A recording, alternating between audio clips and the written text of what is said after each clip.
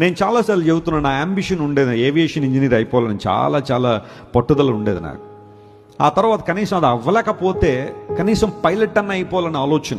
Pilot అయితే ప్రపంచం అంతా తిరగచ్చని అనుకున్నాను, కానీ దేవుని సేవలోకి వచ్చిన తర్వాత నాకు తెలియదు. అప్పుడు నేను ఎప్పుడు అనుకోలేదు ఇన్ని దేశాలు తిరుగుతానని, ఇన్ని ప్రాంతాల్లో అడుగు పెడతానని. ఒక సంవత్సరం గతిస్తే సుమారుగా ఒక 160-170 ఫ్లైట్లు ఎక్కుతానని ఎప్పుడు నేను అనుకోలే.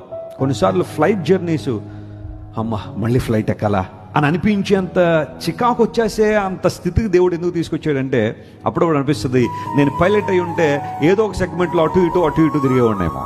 కానీ ఈరోజు దేవుడు నలుదిశలా తిప్పాడు. ఆయన తన సేవ కోసం, తన సువార్త కోసం అన్ని ప్రాంతాల్లో దేవుడు నిలబెట్టాడు. నాకు పేర్లు కూడా తెలియని దేశాలకు దేవుడు నడిపించాడు. ఆ ప్రాంతాల్లో ఉండే అనేక మంది సువార్త చెప్పడానికి దేవుడు తీసుకెళ్ళాడంటే, కొన్నిసార్లు దేవుని చిత్తానికి లోబడడం ఆ పర్టికులర్ టైంలో కొంచెం కష్టంగానే అనిపించవచ్చు.